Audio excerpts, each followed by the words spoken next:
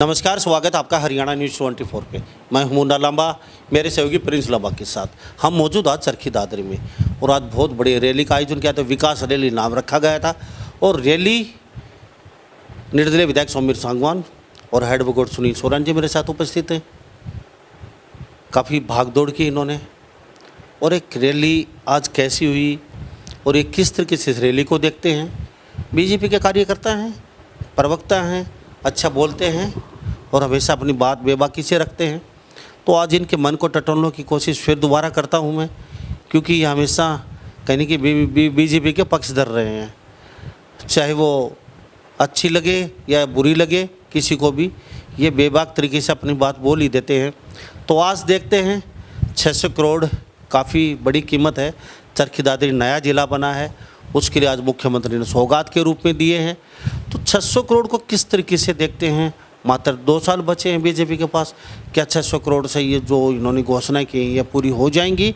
और भी कई विषयों पे हम बातचीत करेंगे। और 600 करोड़ जो दिए गए हैं कौन सी परियोजना के लिए दिए गए हैं और कितनी जल्दी परियोजना पे काम शुरू हो जाएगा, गुणवत्ता का क्या ध्यान रखा जाएगा, क्यों वगैरह वगैरह बहुत ज़्यादा बातें हैं। क्योंकि फिर ठेकेदार, अधिकारी, प्रशासनिक कहीं गोलमोल रवैया अपना लेते हैं और वो 19-20 करके वो कहीं न कहीं उल्टा देते हैं उस काम को। और पानी की क्या योजना है पीने की, क्योंकि दादरी जिले में पीने के पानी काफ़ी समस्याएं हैं। आज मुख्यमंत्री के लिए आपने देखी होगी रैली कैसी हुई, ये भी इनसे जानते हैं। एडवोकेट साहब, हरियाणा न्यूज़ 24 पर बहुत बहुत स्वागत है। लांबा साहब, आपका भी दादरी की धरती पर पुनः बहुत बहुत स्वागत है। हम हर बार किसी न किसी विवादित विषय पर बहुत लंबी बातें करते हैं। आज आपका स्वागत है इस बात के लिए कि आज बहुत ही पॉजिटिव वर्क हुआ है चरखी दादरी में। माननीय मनोहर लाल जी हमारे मुख्यमंत्री आज पहुंचे यहाँ और उन्होंने बहुत सी नई योजनाओं का शिलान्यास किया। और इन सब चीज़ के पीछे अगर किसी आदमी की मेहनत है, भागदौड़ है, तो मैं इसका श्रेय किसी को देना चाहूँगा तो वो भाई सोमवीर सांगवान को देना चाहूँगा। उसके साथ साथ पूरी भारतीय जनता पार्टी की टीम तो थी, लेकिन सोमवीर सांगवान जब से विधायक बने हैं तब से तन मन और धन से इस ज़िले के लिए, इस अपनी कॉन्स्टिट्यूंसी के लिए वो लगे रहते हैं। उससे पहले भी अगर आप देखें, सोमवीर सांगवान का जो राजनीतिक जीवन है वो एक साधारण पुलिस अधिकारी थे। पुलिस से रिटायरमेंट के बाद वो पूरा जीवन उन्होंने सोशल सर्विस में लगाया, चाहे कन्याओं की एजुकेशन का मामला हो, चाहे गौशालाओं में गौ माता के अच्छे रखरखाव का मामला हो, या किसी ज़रूरतमंद किसी व्यक्ति को कोई भी सहायता की ज़रूरत हो वो मामला हो, या पूरे शहर में पहले भी पानी की किल्लत बहुत रही है। लांबा साहब, इस शहर में बहुत पैसे वाले लोग हैं, लेकिन ऐसे बहुत कम लोग होते हैं जो अपनी नेक कमाई का पैसा लोगों की भलाई के लिए लगाते हैं। हमने जब अपनी एजुकेशन पूरी करके देखा तो इस शहर में ये भाई सोमवीर सांगवान ही थे जिन्होंने फ्री जल सेवा पूरे शहर में पहुंचाई। पीने के पानी की सुविधा अच्छी नहीं थी पूरे शहर में, इस बात को देखते हुए उन्होंने सालों फ्री जल सेवा शहर में पहुंचाई है। अपनी नेक कमाई का लाखों रुपया उन्होंने शहर के लोगों की हेल्प के लिए किया है। उन्होंने फ्री एम्बुलेंस तक रखी है। और लांबा साहब, मैं तो खुद स्वयं थैंकफुल हूँ भाई सोमवीर सांगवान का। एक समय ऐसा भी था जब मुझे भी उस फ्री एम्बुलेंस की रिक्वायरमेंट पड़ी थी, मेरे परिवार में भी कोई बीमार हो गया था, तो दादरी से रोहतक जाने के लिए वो भाई सोमवीर सांगवान की ही वो जो फ्री सेवा थी, एम्बुलेंस सेवा थी, जिसके माध्यम से हम उस मरीज को रोहतक तक लेकर गए थे। लांबा साहब, लोग पैसा कमाते हैं, अपने बच्चों को पालते हैं, अपने परिवार को पालते हैं। ऐसे बिरले ही लोग होते हैं जो अपनी नेक कमाई का पैसा लोगों की भलाई पर खर्च करते हैं। ऐसे हमारे भाई सोमवीर सांगवान हैं जिन्होंने, मैं बस छोटा उनका इंट्रोडक्शन तो जरूर देना चाहूँगा। वो खाप के अध्यक्ष भी हैं। मैं तो पूरे सांगवान परिवार को इस बात के लिए धन्यवाद करना चाहूँगा कि उन्होंने एक ऐसे नेक इंसान को अपना खाप का अध्यक्ष बनाया। हालांकि ये सच है कि पीछे कुछ विषय पर हम अलग अलग बात भी करते थे, हमारे मध्य में अंतर भी था, मैं उस लाइन पर नहीं सोचता था, लेकिन जो सच बात है लांबा साहब वो कहनी पड़ेगी, इसमें कोई दो राय नहीं कि एक अच्छा व्यक्ति दादरी का विधायक है जो दादरी के विकास के बारे में सोचता है, और एक अच्छा मुख्यमंत्री हरियाणा के पास है जो सभी हलकों को एक आंख से देखता है।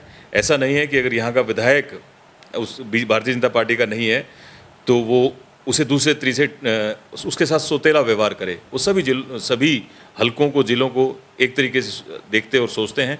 और हम धन्यवाद करते हैं माननीय मनोहर लाल जी का कि उन्होंने 600 करोड़ रुपए की सौगात हमारे इस जिले को देने का काम किया है। तो हमारे साथ एडवोकेट सुनील सोरण खास बात क्षेत्र में बने हुए हैं और निर्दलीय विधायक सोमवीर सांगवान और सांगवान खाप के प्रधान ने आज बड़ी आयोजन किया था, बहुत बड़ी रैली का विकास, रैली का नाम दिया गया 600 करोड़ की सौगात दी गई है।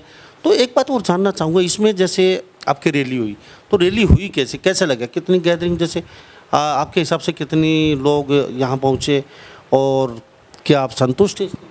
हाँ लांबा साहब, देखिए ये हल्का स्तरीय रैली थी, क्योंकि माननीय मनोहर लाल जी, उनका पहले भी पिछली जब उनकी योजना थी उस समय भी उनका यही ऐसा कार्य करने का ढंग रहता था। वो हर हल्के को विजिट करते थे, हर हल्के की जो माइन्यूट समस्याएं थी उनको सॉर्ट आउट करने की प्रयास करते थे। तो हल्का सदर के हिसाब से आज बहुत अच्छी, इस धूप, चिलचिलाती धूप में भी अच्छी भीड़ थी। मुझे लगता है कि 10,000 से ज़्यादा संख्या लोगों की आई। लोगों ने मनोहर लाल जी के काम को अप्रिशिएट किया, धन्यवाद किया उनका, और उनकी लोगों को उम्मीद थी कि ये वही माननीय मनोहर लाल जी हैं जिन्होंने 2016 में इस डिस्ट्रिक्ट को डिस्ट्रिक्ट बनाने का काम किया था। ये 22वां जिला भी माननीय मनोहर लाल जी की कलम से ही बना था, और आज माननीय मनोहर लाल जी ने ये सब सौगात देके, जिले को 600 करोड़ रुपए की सौगात देके इस जिले को वो रूप देने का प्रयास किया है जो एक अच्छा, लोगों को रहने का विकल्प बने, अच्छी व्यवस्थाएं, एक कोई शहर हो जिसमें अच्छी व्यवस्थाएं हो, एजुकेशन का सिस्टम अच्छा हो, मेडिकल सुविधाएं जहां उपलब्ध हों, पीने के पानी की व्यवस्था हो, सीवरेज सिस्टम की व्यवस्था हो, ऐसा सब प्रयास माननीय मनोहर लाल जी ने किया है। लोगों को उम्मीद थी। एडवोकेट साहब, आज जैसे सोमिर सांगवान आयोजक थे रैली के, तो इस हिसाब से हमें ऐसा लग रहा था वो बुलाए गए हैं, वो वहाँ एक मुख्य अतिथि के तौर पे, विधायक के तौर पे वहाँ उपस्थित हैं। हमें तो मतलब आपसे पता चल रहा है कि आयोजक सोमिर सांगवान, बिल्कुल, ये वहाँ ऐसा प्रतीत हो रहा था जैसे सोमिर सांगवान आयोजक नहीं है, आयोजक तो कोई और ही हैं, और सोमिर सांगवान है जी एक वैसे नॉर्मल तरीके से। नहीं, बिल्कुल नहीं लांबा साहब, ये भारतीय जनता पार्टी का परिवार है, इसमें सब सामूहिक साथ मिलकर काम करते हैं। भले ही भाई सोमवीर सांगवान आज निर्दलीय विधायक हों, लेकिन आज वो भारतीय जनता पार्टी के साथ हैं, भारतीय जनता पार्टी को सपोर्ट। हर फोटो में, हर क्लिप में, हर पत्रकार वार्ता में कहीं ना कहीं थोड़ी थोड़ी उनकी शक्ल ही नज़र आ रही थी, कहीं ना कहीं थोड़ा थोड़ा कहीं चेहरा नज़र आ रहा था, वो कहीं आगे तो और ही लोग नज़र आ रहे हैं। आयोजक जो होते हैं मैन, वो साथ में खड़े होंगे मुख्यमंत्री के, तो उनकी इच्छा नहीं थी या वो पीछे कर दिए गए? लांबा साहब, आप मीडिया के साथी हैं, और किसी चीज़ को सनसनीखेज बनाना ये आप लोगों की आदत होती है, लेकिन आप कृपया करके इसमें ऐसी कोई चीज़ ना ढूंढें। ये भारतीय जनता पार्टी का परिवार था, सारे परिवार ने सामूहिक काम किया। हाँ, इस रैली का आयोजन भाई सोमवीर सांगवान ने किया था, भोलेपन का फायदा उठा लेते, क्योंकि वो सोमवीर सांगवान थोड़े से नुके बोले हैं, भोलेपन का फायदा तो ये तो सच बात है कि उनमें ऐसी कोई धूर्तता की कोई भावना नहीं है सोमवीर भाई में, सीधे साधे व्यक्तित्व के धनी हैं वो। लेकिन ये पूरा परिवार है जो 7 लाख के इस काम को कर रहा था, और सोमवीर सांगवान के लिए चेहरा दिखाना तो कोई पर्पस है ही नहीं, और इस हल्के ने भी उनको पूरा मान सम्मान दिया है, विधायक, निर्दलीय विधायक उनको बनाया है।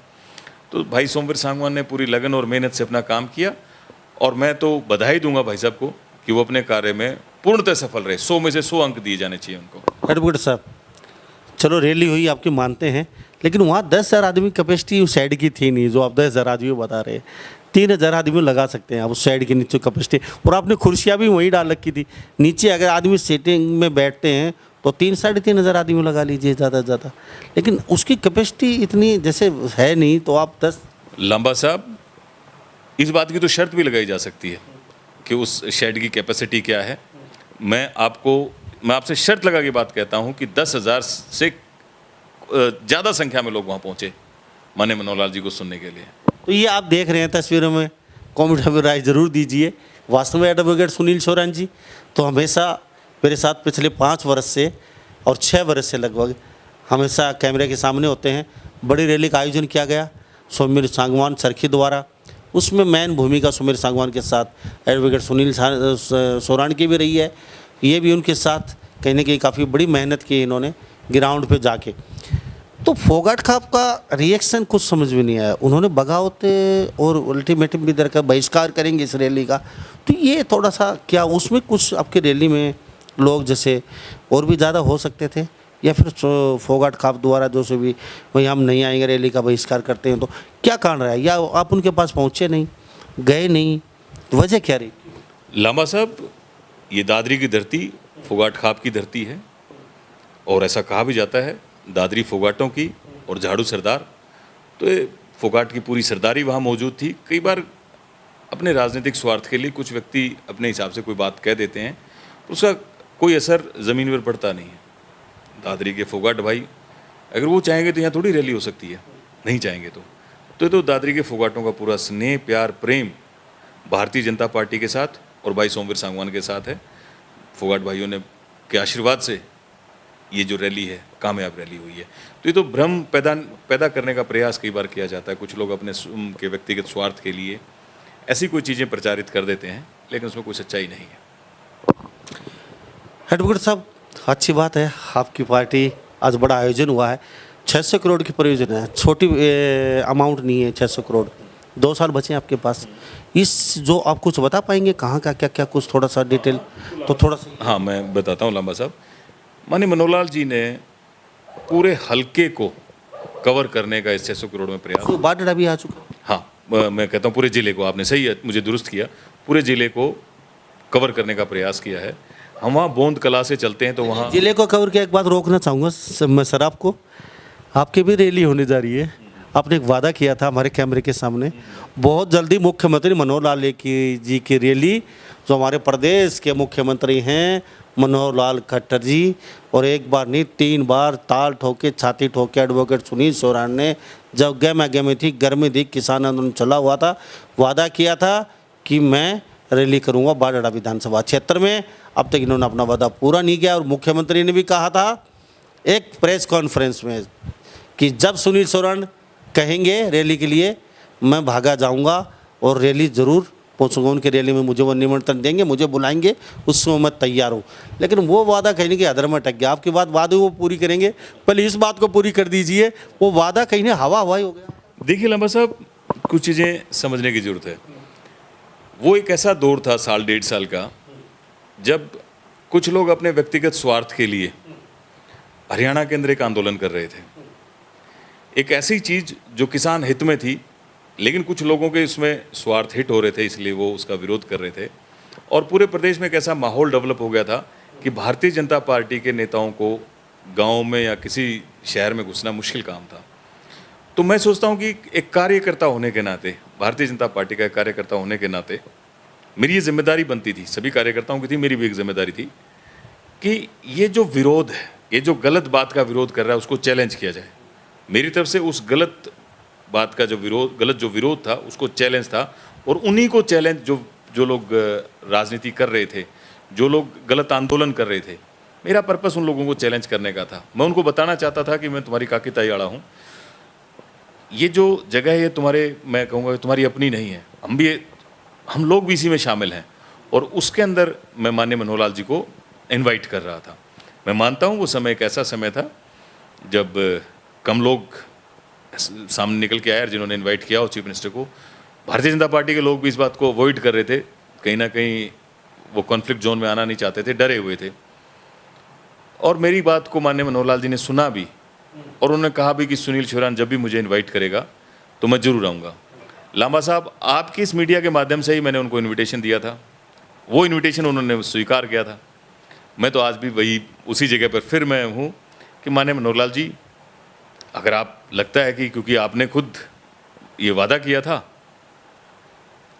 वो वादा आपको लगता है कि वो निभाना चाहिए, उसको पूरा करना चाहिए, एक ऐसा पार्टी का कार्यकर्ता जो उस बुरे वक्त में साथ खड़ा था, उसकी बात को आगे बढ़ाना चाहिए, तो मोस्ट वेलकम। मैं तो जब मैं उस दिन तैयार था, आज तो मैं तैयार हुई। और माननीय मनोहर लाल जी को लगता है कि ठीक है, उस दिन बात कहनी थी, कह दी, आई गई हुई, तो मेरे प्रदेश के चीफ मिनिस्टर हैं, ये उनकी मर्जी है।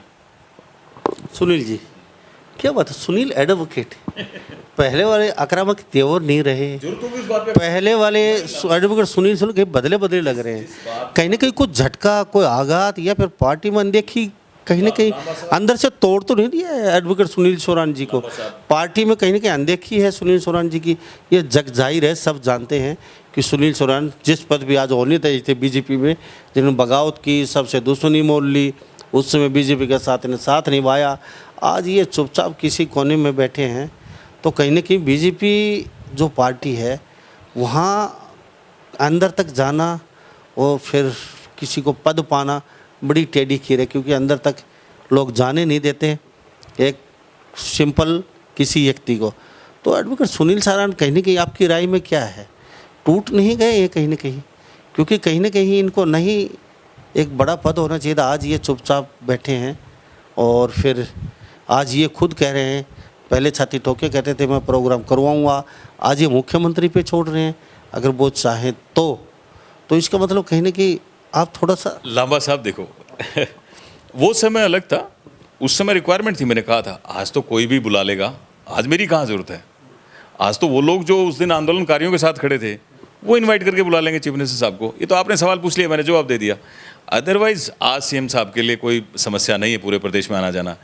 वो दिन थे जब हमारे जैसे लोगों की ज़रूरत थी, तब हमने उस बात को इनवाइट किया था। आज तो लांबा साहब पीसफुल है, सीएम साहब जहाँ चाहे वहाँ जा सकते हैं, आ सकते हैं। आज कहाँ प्रॉब्लम है, अंदर से टूट चुके हैं एडवोकेट सुनील। लांबा साहब मैं आपको एक छोटा सा अभी उदाहरण दूँ। अभी महाराष्ट्र में सरकार बनी है, एकनाथ शिंदे मुख्यमंत्री बने हैं और उप मुख्यमंत्री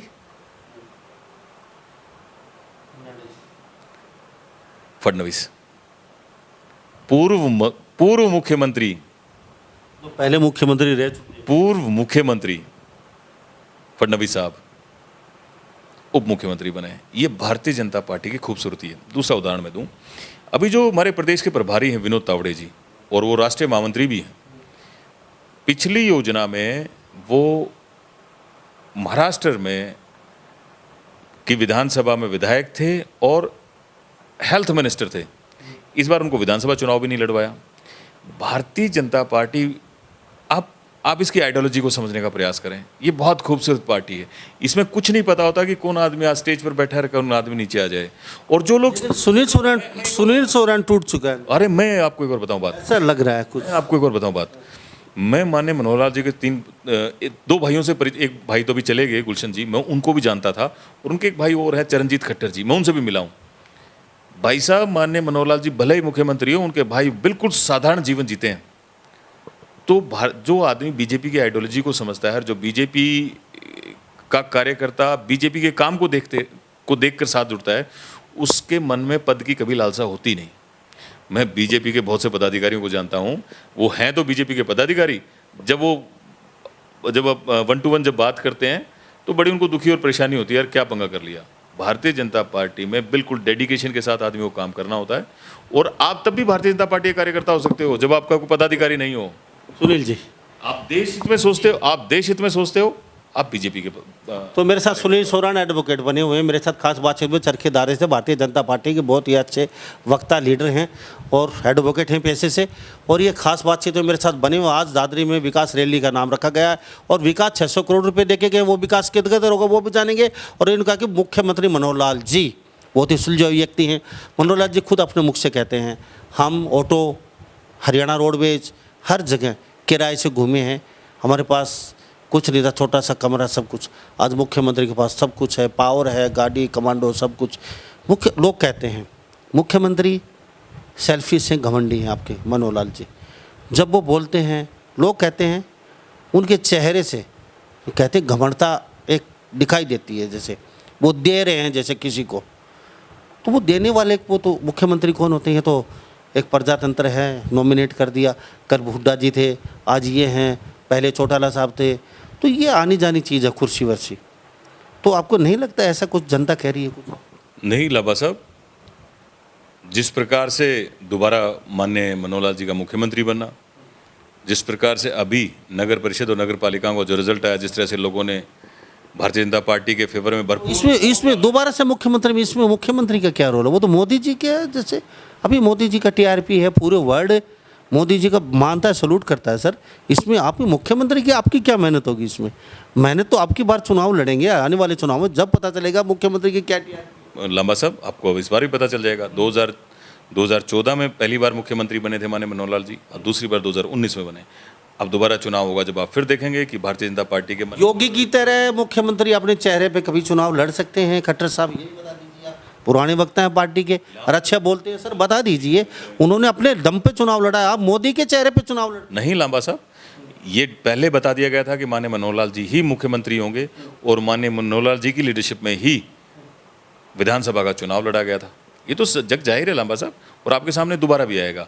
अभी ये जो अभी इलेक्शन हुए हैं जिला पर इसके म्युनिसिपल कमीशन के नगर परिषद और नगर पालिका के, इसमें आपने देखा कि बम्पर वोटिंग हुई है बीजेपी के फेवर में। सर बहुत, अरे एडवोकेट साहब इतने निर्दलीय जीते हैं, इतने निर्दलीय आपने अपने तरफ मिला लिए। कई जगह से आप जीते हैं ना, आम आदमी पार्टी से 500 में 800 में इतने से आ रहे हैं, भिवानी में हारते हारते बचे हैं आप, क्योंकि वहाँ निर्दलीय जीता है, वो आम आदमी पार्टी में वो सर मुख्यमंत्री साहब को सब पता है, वो कहते हैं मैं बस में घुमा हूँ, ऑटो में घुमा हूँ। एडवोकेट साहब मैं सर इतना उनको सब पता है। आज हरियाणा प्रदेश के हर थाने में कितने केस पेंडिंग पड़े हैं, कितने दर दर की ठोकरें खा रहे हैं, अपनी शिकायत लेके जाते हैं, कितनों का काम थानों में होता है, सबको पता है। किस तरीके से भ्रष्टाचार चरम पे है, आपको भी पता है, सबको पता है। हर महकमे में किस तरीके से प्रशासनिक अधिकारी उसकी हिटलरशाही हो रही है, आपको पता है। पानी का वादा किया था, कौन सा गांव में पानी पहुंच रहा है, मुझे यह बता दिए, पीने का तक का पानी नहीं है सर। मैं लांबा साहब आपको दुरुस्त करता हूं सभी चीज़ों के लिए। जिस प्रकार से सर्विसेज का ऑनलाइन हुआ, ये भ्रष्टाचार पर बहुत बड़ी की जड़ पर वो चोट है। जो रजिस्ट्रियाँ कराना बहुत महाभारत काम होता था, आज तो आप अपने डॉक्यूमेंट को सिर्फ अपलोड करते हो और अपना काम हो जाता है। ये जो सरल सेवा केंद्र है, आप एक सिंपल एप्लीकेशन लगाते हो, ऑनलाइन आपका काम होके आ जाता है। तो लांबा साहब थोड़ा तो श्रेय दो माननीय मनोहर लाल जी को, जो उन्होंने सर्विसेज को ऑनलाइन किया। ऑनलाइन हम योगी जी को दे सकते हैं, उन्होंने शिमला बना दिया, बोला था वहाँ पे रात को दिन में कभी भी जा सकते हैं, नहीं वहाँ पैर रखना भी मुश्किल था यूपी में, हम उनको देंगे। लांबा साहब ये मुमकिन है कि कुछ चीज़ें ज़्यादा हाईलाइट हो जाती हैं। हो सकता है कि माननीय मनोहर लाल जी चीज़ों को, और मुझे लगता भी है कि उस लेवल पर हाईलाइट नहीं करते हैं, उनकी अपनी कार्यशैली काम करने की।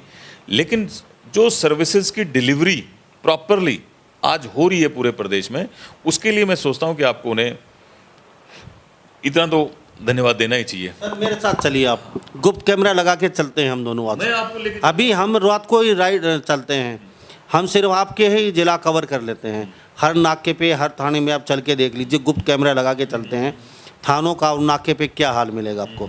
और हरियाणा प्रदेश के तो कहना क्या है, रात को सुबह आप किसी भी दफ्तर में चल पड़िए, आपको पता चल जाएगा आपको किस तरीके से ट्रीट करेंगे। पहले तो अधिकारी बात ही नहीं करेंगे, अगर बात करेंगे तो आपको दुत्कार से भगा। सर हम फील्ड में रहते हैं, लोग हम 10,000 लोगों से डेली मिलते हैं, कुछ नहीं हो रहा है। वही मैं भी पेशे से एडवोकेट हूँ लांबा साहब, और जो सर्विसेज की डिलीवरी में जो मैसिव बदलाव माननीय मनोहर लाल जी लेके आए हैं, मुझे लगता है कि उस बात का क्रेडिट दिया जाना चाहिए। और उसका लांबा साहब मेरे और आप करने की इस बहस से कोई रिजल्ट नहीं आता। रिजल्ट आता है कि कैसे एक गवर्नमेंट रिपीट कर रही है। जनता इस बात का आईना है। ईमानदारी से नौकरियां, ईमानदारी से सर्विसेज की डिलीवरी, यही तो रीज़न है। और माननीय मनोहर लाल जी को दोबारा क्यों लोग इलेक्ट कर रहे हैं, सिर्फ इस कारण से। अदरवाइज जैसे आप कह रहे थे, कुछ स्टेट्स भारतीय जनता पार्टी ने हारे भी है। अभी मान के चलो, वो प्रधानमंत्री तो मोदी जी पूरे देश के थे, जहां रिपीट हुए हैं उसमें मुख्यमंत्री का बहुत बड़ा योगदान रहा है। और हमारे प्रदेश में भी माननीय मनोहर लाल जी का बहुत बड़ा योगदान रहा। एडवोकेट साहब अभी चरखी दादरी की बात लेके चलते हैं। 600 करोड़ है, 600 करोड़ बहुत बड़ा अमाउंट होता है। आपको क्या लगता है, पहले तो मुझे ये बता दिए वो लगा कहाँ कहाँ भी गया, क्या क्या शिलान्यास हुआ। आज थोड़ा सा आप अपने डाटा फीड कर रखे आपने, तो थोड़ा सा पब्लिक भी जान लेगी, आपके गाँव भी खुश हो जाएंगे कि हमारे हिस्से में कुछ न कुछ आया है। किस गांव के हिस्से में क्या क्या आने वाला है। देखो लांबा साहब, जो आज जिन बातों की आज इनॉग्रेशन हुई है, उसमें गांव निम्मड़ बड़ेसरा में 35 गांव के समूह के लिए नहर आधारित जल आपूर्ति योजना का शिलान्यास आज किया गया है। यानी कि निम्मड़ बड़ेसरा में जितने भी नजदीक गांव आते हैं वहाँ डिग्गी भरी जाएंगे, डायरेक्ट ये पाइप लगा के पवन में जाएगा पानी की, चलो बहुत पानी की सप्लाई दी जाएगी। बहुत दिक्कत 3 गाँव में। हाँ, अच्छा अगला है जन स्वास्थ्य अभियंत्रिकी विभाग के द्वारा जल जीवन मिशन के अंतर्गत एक बड़ी ही हमारी फ्लैगशिप योजना है।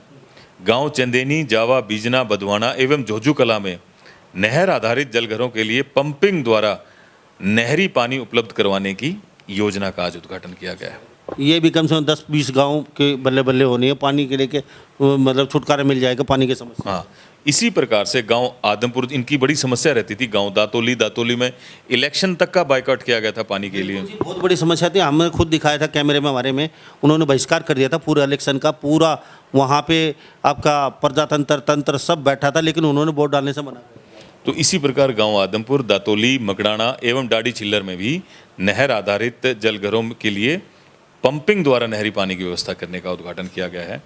उसके साथ साथ जल जीवन मिशन के अंतर्गत गांव झोजू कला में नहर आधारित, हमारे हल्के का बहुत बड़ा गांव है, बल्कि अब तो ब्लॉक है, उसमें भी इसी तरह की योजना। उसके बाद गांव सांजरवास के लिए ये योजना, और संजरवास के लिए क्या है? यही नहरी पानी की पंपिंग द्वारा उनको पानी की व्यवस्था की गई है। उसके बाद गांव बोंद कला में नए भवन, राजकीय महाविद्यालय का, कॉलेज का एक नए भवन का आज शिलान्यास किया गया है। बहुत अच्छी बात। हाँ, और उसके बाद जो हमारा दादरी शहर है, इसमें बरसों से एक बड़ी समस्या है नहर, इसकी बरसात, सीवर की, बरसाती पानी की निकासी की। तो उसके लिए भी बरसाती पानी निकासी योजना का शिलान्यास माननीय मनोहर लाल जी ने आज यहाँ किया है। उसके साथ साथ गांव छपार से रामपुरा गांव के बीच में कनेक्टिंग एक सड़क है, उसका उद्घाटन किया है। उसके बाद ये जो हमारा दादरी महेंद्रगढ़ का जो मार्ग था, इसको 4 लेन करने का जो रास्ता, जो पोर्शन पेंडिंग था, उसका उद्घाटन आज माननीय मनोहर लाल जी ने किया है। इसके अलावा गांव मानकास में उसी प्रकार की नहर आधारित जल आपूर्ति योजना का शिलान्यास किया गया है। तो इस प्रकार के ये 600 करोड़ की परियोजनाएं माननीय मनोहर लाल जी ने। बहुत अच्छी बात है, मैं आपको सपोर्ट करता हूँ, बहुत अच्छी बात। 600 करोड़ रुपए दिए हैं। 600 करोड़ में अगर थोड़ी बहुत, अगर 19-20 रहेगा तो सरकार के पास खजाने में कभी लिए पैसे की, वो देंगे पैसे। बिल्कुल लांबा साहब।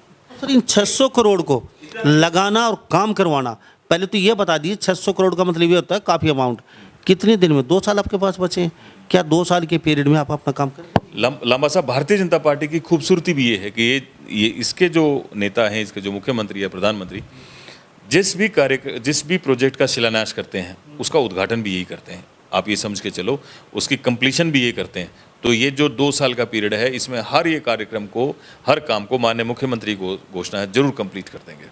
अब दादरी की जहाँ तक बात आती है तो अक्सर अखबारों में, हम भी कैमरे में दिखाते रहते हैं, भ्रष्टाचार का मामला बहुत बड़ा उठ के आता है।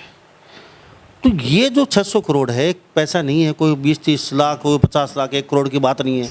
इतना पैसे को सही तरीके से जो विकास कार्य होंगे, उनकी गुणवत्ता, उसकी पॉसिबिलिटी। आप लांबा साहब, आप मीडिया के साथी हैं और आप चौथा स्तंभ हैं। आपका शक करना इस लोकतंत्र के स्वास्थ्य के लिए बहुत अच्छा है। आप चीज़ों का पर हमेशा नोटिस में रखें। अगर आपको कहीं सामने नज़र आती है तो उसको जरूर हाईलाइट करें। और लांबा साहब, आप तो इस बात के सबूत रहे हैं।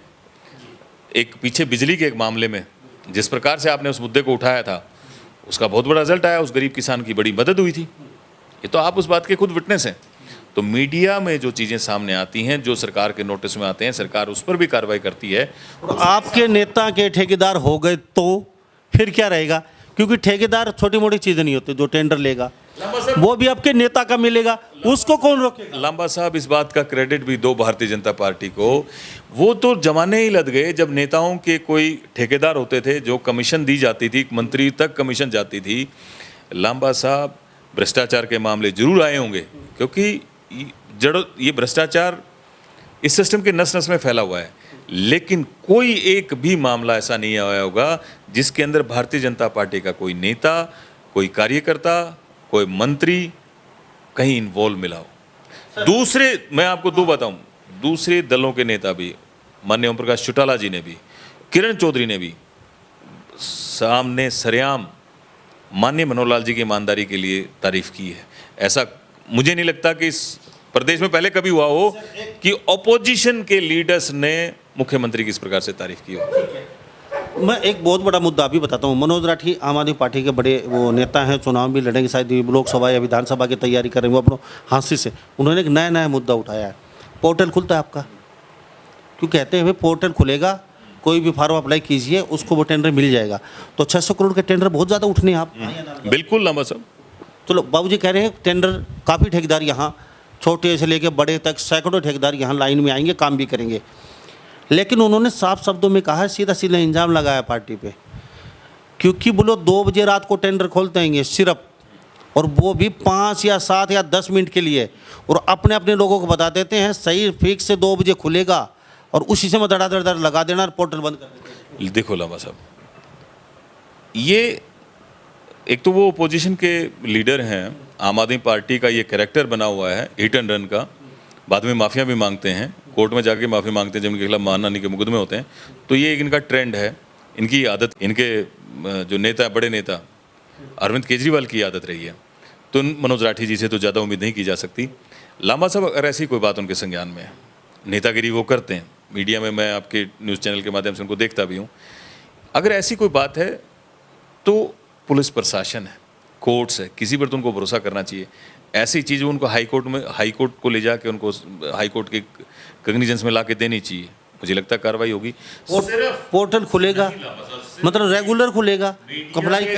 मीडिया के सामने किसी चीज़ को सनसनीखेज रूप में पेश करने का कोई फायदा नहीं।